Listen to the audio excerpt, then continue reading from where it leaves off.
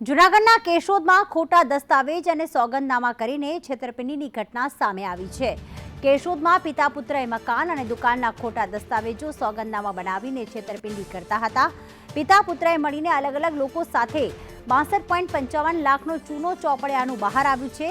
ઘટનાને પગલે પોલીસે ફરિયાદ નોંધી વધુ તપાસ હાથ ધરી છે।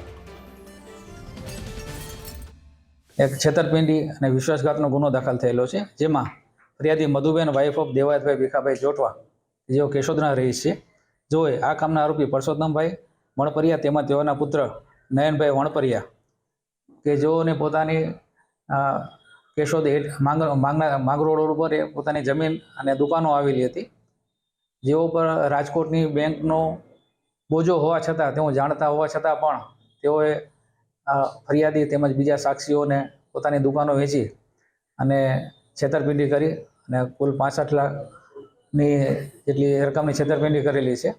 જે અંગે ફરિયાદીએ કેશોદ પોલીસ સ્ટેશન ખાતે ફરિયાદ આપતા કેશોદ પોલીસે ગુનો દાખલ કરી આગળની તપાસ હાથ ધરી છે।